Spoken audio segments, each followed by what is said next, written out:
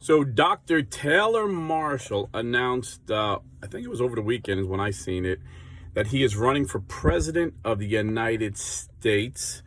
LifeSite News verified it with a text message. You can see he said, yes, he's serious. He's running. Now I checked, you have to get on the ballot. So I checked the ballot in Texas. He's not on the ballot yet in the Texas primary. I'm assuming he's running in the primary for the Republican nomination. But we'll take his word at this point. And politics and religion, blue-collar Catholics, two favorite subjects. If you know me, I love diving into these two subjects. I've been a political nerd since I was a young teenager. I grew up in the hood in Jersey, in the inner city, in Irvington and Newark, New Jersey, where everybody was a Democrat. And I would read guys like William F. Buckley and it's the guy Novak, and I would debate. Actually, we'd have local politicians. They would, I lived in an apartment building, and we had storefronts underneath, that would always, during the campaigns, they would always rent them out to like these Democrat politicians. And I would literally debate these politicians, and I realized they were all full of crap. So I know a thing or two about politics. In fact, I called every every presidential election since like 1976, believe it or not. I called every presidential election correctly except for 2020. And some people will say I did call it correctly, but that's a subject I got demonetized for, so I'm not going to go there. We're gonna look to the future, not the past. But yeah, so Taylor Marshall is saying he's running for president. So he's, when someone runs for president, we have to vet him. We're not like the liberal media that don't vet their side. Although I'm sure I agree with him politically on everything he's going to come out, the platform. He's coming out with a Catholic platform. We still got to vet him. We can't be like the left that don't vet their side, And so I might offend some people with my critique. I'm going to give it an honest critique. And, I always, when I critique people, I try and follow the example of St. Paul. When St. Paul would warn the churches, and it's all through scriptures, I could see it so many places where he says, I didn't come to you with eloquent speech and fancy words. I came with you preaching Christ crucified. I never asked you for a penny. When I was due, a workman's due his wages. No, I worked day and night. And these other guys, wolves in sheep clothing, they've been taking money from you guys. So Paul went on to say, St. Paul says it to the Corinthians, I've been beaten, I've been shipwrecked, and I've been hungry, I've been thirsty, and at this present time, I'm homeless. So when I criticize people for making money, I'm a capitalist Republican. I'm not criticizing people for making money in general. I criticize people when they're stealing from the sheep and being dishonest, when they're making a dishonest living. So if I call people out, that's the reason I'm calling them out. So like St. Paul gave his defense, and even actually in one part he said, I feel awkward saying this, it's kind of embarrassing. I forget the exact wordage, but, we're homeless, we're broke, whatever. And I'll say this, so you know where I'm coming from, so I can give you an honest critique. I work full time. I'm at work now. I'm waiting to get into the stop. I got a few minutes before they open the gate. I work full time. I was told 2 weeks ago the job ends June 2nd. I've been going for job interviews, talking to people, and everybody's like, yeah, I just can't hire you now. We just can't hire now. So June 2nd, as of now, I'll be jobless. I won't be homeless, but if I don't get a job by August, there's a good chance I'll be homeless. So I don't do this for the cash. In fact, the jobs that I'm getting, I will be doing this a lot less. I'll be working literally, I talked to the guys over there, you're talking like 70-hour work weeks, So I'll be making less videos, but I'm still going to do this, as God leads me, gives me ideas that I feel like he wants me to share. So that's who I am. When I did this because I was a Protestant for 30 years, and I just pulled people out of the Catholic Church. I was a Protestant amateur apologist, like I'm consider myself a Catholic amateur apologist now. And I would just rip Catholics from the church and bring them into my evangelical churches that I would be in at the time. And I would repeat conspiracy theories about your Pope, St. Pope John Paul II, Pope Benedict. And then, Pope Francis got my attention, and I gradually came into the church, and now I'm trying to repair, I guess, my penance, and refute these conspiracy theories I taught as a Protestant and the lies about the doctrines of the church. And so that's why I have this. And politics, I just love politics because that's the two things that affect our country is our culture, which, what religion your culture is going to affect your country, and our politics. And I'm sorry, Florida sun comes out bright. Usually I do this before the sun comes up, but we had a semi-unofficial meeting this morning in the shop. But so anyway, so let me get into if I would vote for Taylor. Might surprise you, my answer. So first off, let's critique the man, because we're not just voting for policies, we're voting for the man. I mean, generally, you want the policies, but you do got to critique the man, see if he'll follow through on the policies. So, and is this real? Like, you might say, this is just clickbait. Taylor's a clickbait king, and that I do not deny. I remember, like 6 months before Pope Benedict died, he got a ton of views because he wrote, "Is Pope Benedict dead?" or "Did Pope Benedict die?" with a question mark, and everybody clicked on it. He's like, "No, he's not dead, but this is a rumor." He's a clickbait king.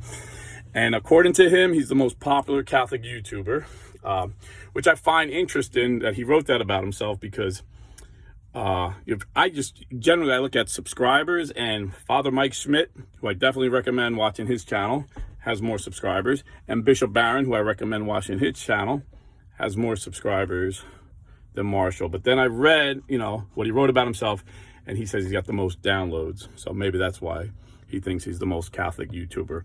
And he must think he's popular if he's running for president. I mean, every president has a little bit of narcissism in them. They always have to think they're smart, they could be president. I mean, you just got to be a little full of yourself to think you could be president. I mean, it's not a knock on him or anybody, but that's just the kind of guy. I mean, Obama always thought he was the smartest guy in the room, Bush thought he was the smartest guy in the room. I mean, it's just the way it is, But anyhow, so he's the most popular Catholic YouTuber.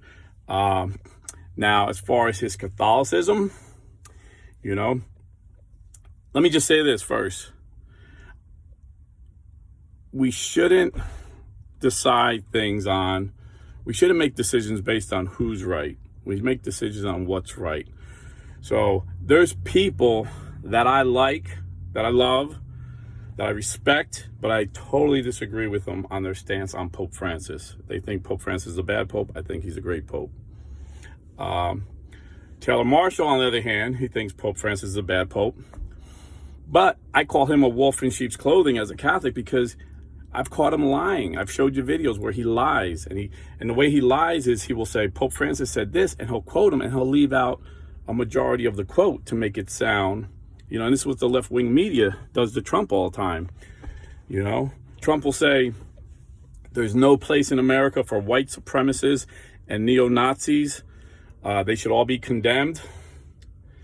But at this event, there were some well-meaning people that wanted to save the Confederate statues, and there were some well-meaning people that wanted to take down the statues. There were good people on both sides. There were bad people on both sides. And the media just played the part where he said there were good people on both sides, like kind of insinuating he was saying the neo-Nazis and the white supremacists were good people. And this is what Taylor Marshall consistently says about Pope Francis.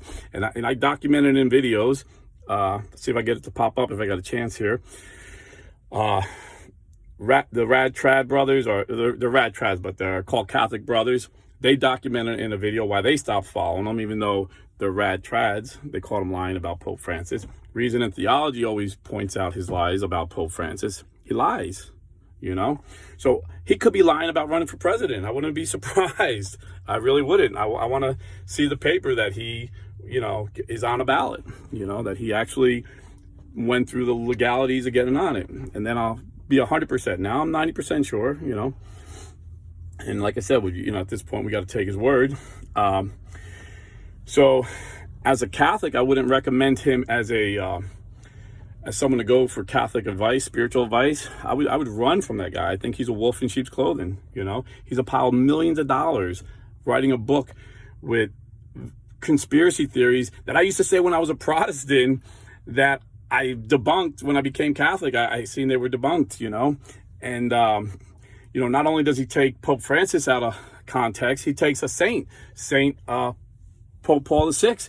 He'll read when he's talking about Vatican II, he'll take bits and pieces of it and won't read the whole statement. And they'll say, yeah, see, we don't have to listen to Vatican II. He's telling people not to listen to a ecumenical council, or our most recent ecumenical council, by taking a saint and a pope out of context. So this guy's a dangerous wolf in sheep's clothing. But people want to hear what they want to hear. The Bible says in the last days, people's will want to get their ears tickled, they have an itch in their ear, So he's very popular. According to him, he's the most popular Catholic YouTuber. Definitely one of the wealthiest, that's for sure. But as far as politics, I'm not surprised, but his disloyalty to Trump is very telling to me. Trump had him say the Our Father at one of his rallies. And when Trump was running, he was pro-Trump. And now that Trump's running again, he's going to come against him and kind of throw in like little digs, like Trump's not strong enough on certain issues, And, I love Ron DeSantis, but I don't think it's Ron DeSantis' time either. Trump got more votes than any sitting president. Trump should have won. Now he's got a second chance to win it. And his best chance to win it is if everybody that voted for him last time comes together in unity and pull a few more people in, we can win this. And he kept his word to us Christians. He said, I will put originalist judges on, and I guarantee you will overturn Roe v. Wade. Everybody laughed at him. What did Trump do?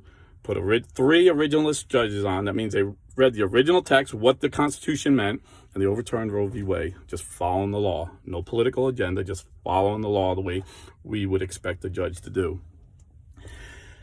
He kept many promises to us. He made us energy independent. The list goes on and on. So why would we betray him and not vote for the guy? Even Ron DeSantis, I think, should sit this out, even though I love him, And so you say, well, there's no way Taylor could win. Well, George Bush beat Al Gore by 500 votes in Florida. So maybe he won't win if, say, he goes in a Republican primary and he doesn't win, but maybe he pulls off enough votes where Trump loses Florida or Trump loses Texas. There's some big states to lose in a primary. Or what if he's even more disloyal than even I would think he is, but that wouldn't surprise me, and he runs on a third-party ticket and pulls votes and gains some traction and really pulls some votes away from Trump. So, no, I would not vote for Taylor Marshall. Now, in the primary, but if somehow he managed to win the Republican primary, I always say, and I believe with all my heart, soul, and mind, since I've been able to vote in America, the worst Republican is 100 times better than the best Democrat. It just is. The Democrat platform is pro-abortion, abortions through the 9th month, pro-mutilation of young children. They want to mutilate children as young as 8 years old without the parents' knowledge, in the name of transgenderism, which Pope Francis called a demonic ideology. Pope Francis said, and I quote, transgender ideology is demonic.